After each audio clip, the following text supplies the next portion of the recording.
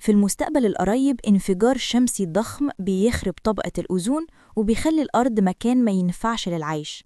بيحصل جو متطرف في كل حتة، وكل الكائنات بتحترق من أشعة الشمس فوق البنفسجية لو ما فضلتش في الظل. بعد 15 سنة من الانفجار، المهندس فينش بيبقى خارج مع روج مصاحبه دوي عشان يدوروا على مؤن. انتوا مع محمد شمس، وده فيلم من الآخر، وما تنسوش الاشتراك واللايك المتين. عشان يعيش من أشعة الشمس لبس بدلة خاصة بتحمي جسمه كله وبتنبهه لما الإشعاع يكون عالي جدا. فينش بيغني شوية، والاتنين بيدوروا في محل ياخدوا أي حاجة يلاقوها، حتى أكل الكلاب. في جثث كتير على الأرض بس هم مش واخدين بالهم. لما يخلصوا، فينش بيعلم المبنى عشان يعرف في المستقبل إنه فاضية. بعد كده فينش بيطلع على عربية كبيرة وبيسوق على خريطة كان بيعلمها عشان يعدي مدينة مهجورة دلوقتي مغطية بالرمل. مفيش حد حواليه، ففينش مش فالق معاه يدفع العربيات بالعربية. فجأة البدلة بتنبهه بعاصفة كبيرة جاية، فبيحاول يهرب بسرعة. بعد ما يصدم شوية عربيات، يهرب من المدينة في الوقت المناسب. بسرعة يوصل لمختبره تحت الأرض اللي كان قبل كده شركة الطاقة الفضائية اللي كان شغال فيها. العاصفة قربت، بس فينش بيجر دوي ويدخل المبنى بسرعة قبل ما تهب عليهم. أول ما يبقوا في أمان، فينش بينظف بدلة دوي كويس جدا، وبعدين بياخد دش.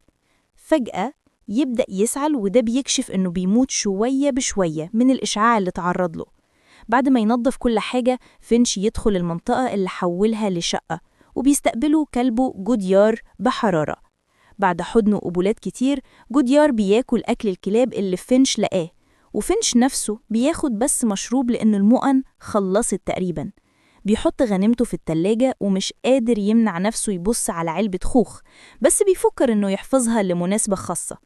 بعد كده فينش بيشتغل على مشروعه الرئيسي، روبو بشري هيرعى جوديار بعد موته. ذراع الروبو بيجمع كل الكتب من المكتبة ويخشيها في سكانر اللي بيرفع كل المعرفة لقواعد بيانات هيفضل فينش يستخدمها لعقل الروبو.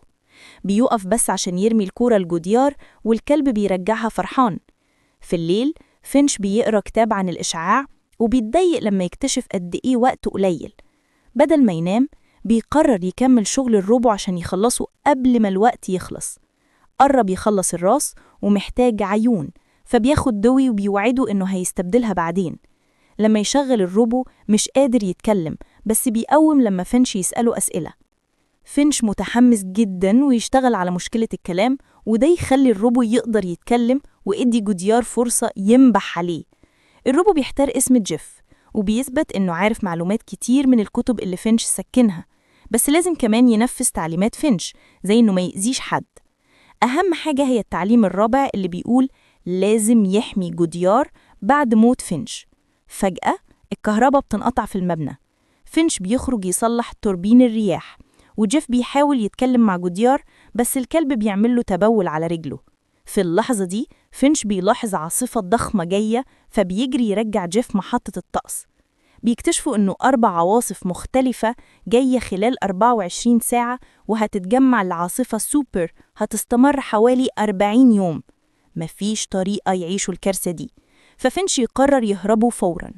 وأخيراً وهو بياكل علبة الخوخ وناسي نزيف من مناخيره، يبص على خريطة ويلاحظ فرصتهم الوحيدة هي التوجه غرباً لسان فرانسيسكو. بعدين يخلص جسم جيف ويزود سرعة نقل البيانات، اللي مش مثالي لأنها هتوصل ل 72% بس الوقت ضيق. جسم الروبو يتوصل بالراس وجيف يقدر يقف. فينش بيعلمه يمشي، وجوديار بينبح أكتر. في شوية وقوع بس قريب جدا جيف يتعلم. بعد كده فينش بيحزم كل اللي محتاجينه، وياخد كمان مجموعة بطاقات بريدية. دويد يصدم في الحاجات، ففينش يستخدم كاميرا أمان يعطيه عين جديدة.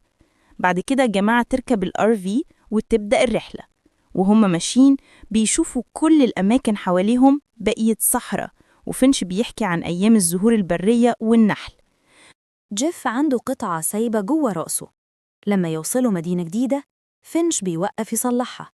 أثناء الشغل، جيف يبص على البطاقات ويلاحظ إن فينش محتفظ ببطاقة سان فرانسيسكو في مكان خاص أرسلت له من عمه. جيف بيحب بطاقة سيدني وعايز يروح هناك بس بعيد جدا، فبيقنع نفسه إنه متحمس يشوف الجولدن جيت بدلها.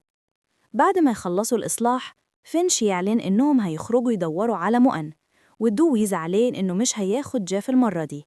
وهم ماشيين في الشارع، فينش بيعلموا كل أساسيات البحث عن مؤن. وأخيراً بيلاقوا سينما.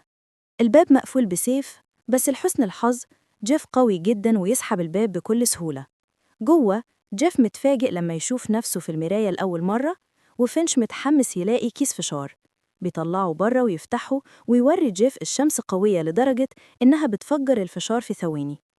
اللحظة المرحة دي بتتقطع لما يلاحظوا العاصفة جاية. بيرجعوا على طول للRV ويخرجوا من المدينة، بس العاصفة على وشك تلحقهم. خيارهم الوحيد يلجعوا المأوى، ففينش بيخلي جيف يساعده يربط الRV بأسلاك. فينش بيتعب بسرعة بسبب مرضه، وجيف بيرجعه جوه ويكمل الشغل. جوديار يتحط في خزانة، وفينش يغطي كل الشبابيك قبل ما ينادي جيف اللي بيحط آخر سلك ويركض جوه الRV قبل ما تضربهم العاصفة. الRV بيتقلب جامد من ضرب العاصفة، وفينش وجيف بيعملوا أقصى جهدهم يتمسكوا بالعفش، والأسلاك بتقطع واحدة واحدة لحد ما يبقى واحد واقف. بعد شوية العاصفة تختفي والجماعة يطلعوا. فينش يلاحظ إن السلك الأخير اللي واقف كان اللي جيف حطه بقوته، بس كمان يكتشف إن كاوتش واحدة اتدمرت. عندهم كاوتش احتياطي، وجيف يقدر يرفع الRV بقوته عشان فينش يغيره. يقضوا الليل هناك للراحة، وبالصبح يفتحوا الألواح الشمسية عشان يكملوا. جيف بينبح لجوديار، وفينش بيشرح له إنه هياخد وقت عشان الكلب يثق فيه. بعدين وهم ماشيين، جيف يسأل إيه بالظبط الثقة؟ فينش مش عارف يشرح حاجة معقدة كده، فبيقص عليه قصة. في شغله الأول اتحط في فريق شغال وحش عشان يخلص مشروع. فينش حل مشكلة سوفت وير لوحده، وبعد كده نسب النجاح كله للفريق وكسب ثقتهم. جيف مش فاهم القصة وبيقول المشكلة في فينش إنه أصلاً ما أتمنش الفريق. الكلام اتقطع لما فينش يبدأ يسعى الجامد، فيوقف عند مطعم على الطريق للراحة. يوقف الRV جنب المدخل للظل، ويدخل المطعم من غير البدلة وبيبدأ يسعى الدم. فجأة يسمع نباح ويكتشف جوديار مش عايز يخرج مع جيف. فينش يضطر يمسكه ويوديه المطعم بعد ما يقول لجيف يحرس الRV. أثناء محاولته يدي جوديار لحظة لطيفة، جيف يحاول يتعلم يسوق الRV. بيقدر يشغل موسيقى وبعدين يحاول يسوقه ويصدم عربية بالغلط.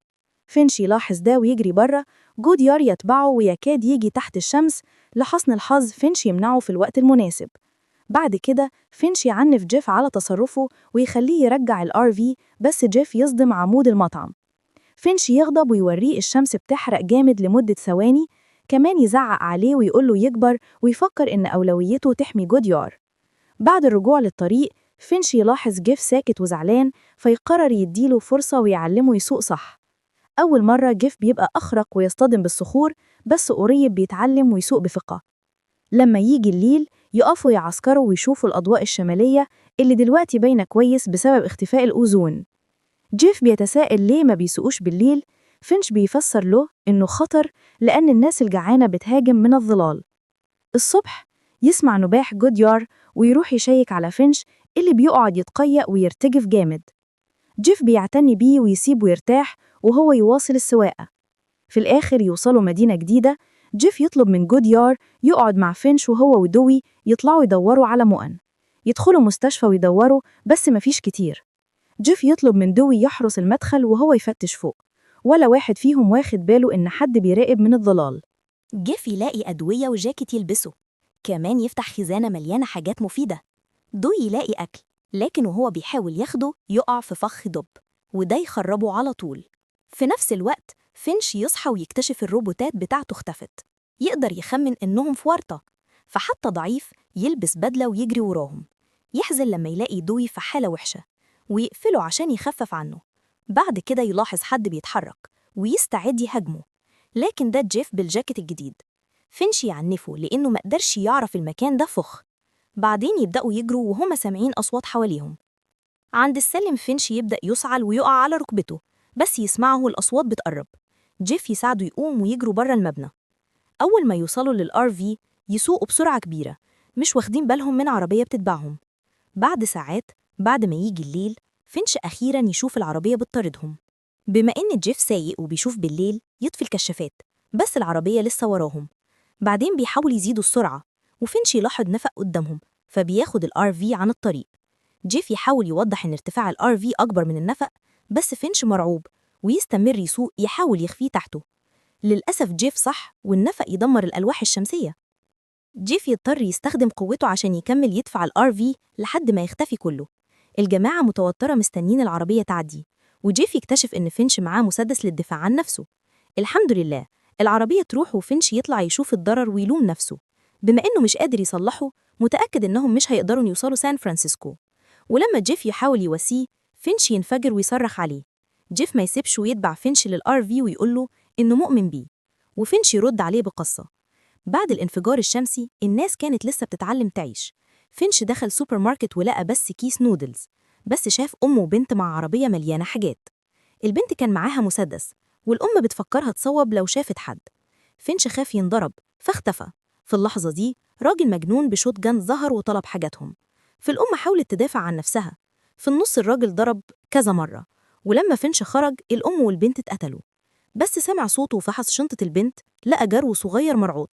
النهاردة فينش تبنى الجوديار ووعد يحميه بأي تمن. ده كمان اليوم اللي اتعلم فيه إنه ما يثقش في حد. الصبح التالي فينش يرتاح وجيف يكمل السواقة. جيف كمان يتفقد البطاقات ويكتشف إن بطاقة سان فرانسيسكو مكتوبة من باباه مش عمه، والباقي مفيش حاجة وراها. فجأة الكمبيوتر يعلن إن الإشعاع مش خطر هنا، والآر في يصدم فراشة.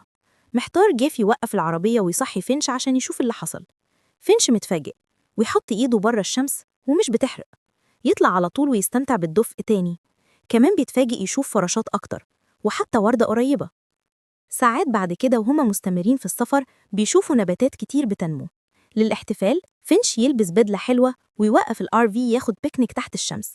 جيف بيعترف إنه شاف المجموعة على الجسر الليلة اللي فاتت، وده يفرح فينش لأن ده معناه إن جيف بيحلم. بعد كده يسأل فينش ليه كدب عن بطاقة البريد. فينش يقص عليه قصة جديدة. لما كان صغير مامته قالت إن أبوه دم فايكنج فيه، وفينش يوريه صورة جنازة فايكنج. أبوه ساب فينش قبل ما يتولد لأنه مهندس بيبني كوباري ويسافر لعقود. ما تواصلش معاه لحد غير ميلاده ال15 لما استلم بطاقة فجأة. أبوه كتب إنه يتمنى يقابل ابنه يوم، وفينش اشترى بدلة فخمة للقائهم. للأسف عمره ما سمع منه تاني، بس بدأ يجمع البطاقات البريدية. متأثر بالقصة، جيف يعلن بحماس إنهم يوصلوا الجولدن جيت خلال 18 ساعة لو استعجلوا. بس فينش افتكروا إنه هيموت قريب ومش هيقدر يوصل. بعد ما يخلي جيف يوعد إنه يعتني بجوديار، يرمي كورة يوريه كيفية اللعب مع الكلب. جيف يرميها كمان، بس جوديار دايما يرجعها لفينش لأنه لسه خايف من جيف. فجأة فينش يبدأ يصعل دم، ولما جيف يسأله يساعده، فينش يقول له أنه فعل ده بالفعل. بعد كده يصافح جيف ويحضنوه بحرارة. بعدين فينش يدخل الار في يرتاح وجوديار يراقبه. جيف يقعد بره يلم حاجاتهم، ولما الشمس تغرب يسمع جوديار بيعيط ويعرف إن فينش مات. عشان يكرموا صديقهم العزيز، جيف وجوديار يعملوا له جنازة فايكنج ويحرقوه مع بدلة الأشعة فوق البنفسجية. في الأول جيف حاسس بالضياع ومش عارف يعمل إيه، بس قريب تتذكر وعده يعتني بالكلب. يطعم جوديار ويلعب معاه، والأول مرة جوديار يرجع الكورة لجيف. اللعب سوا يقوي علاقتهم، وجوديار كمان يحضن جيف. بعد كده ينطلقوا تاني مصممين يكملوا الرحلة. لما يوصلوا أخيراً لسان فرانسيسكو، جيف يحط نصب من زكاري الفينش، وبعدين يروح يشوف الجولدن جيت مع جوديار. يتفاجئ من جمالها، لكنه أكتر اندهاش من كل الرسائل اللي الناس سابتها لأحبائهم عشان يعرفوا يلاقوهم فين. لما يشوفوا ناس تانية نجت، جيف يقول لجوديار إنهم لازم يلاقوهم، فبيبقى البطاقة البريدية برسمة ليهم، وبعدين يمشي مع الكلب جاهزين يبدأوا حياة جديدة. ولحد هنا يكون خلص فيلمنا، وما تنسوش بقى لايك شير واشتراك فيلم من الآخر علشان يوصل لكم كل جديد.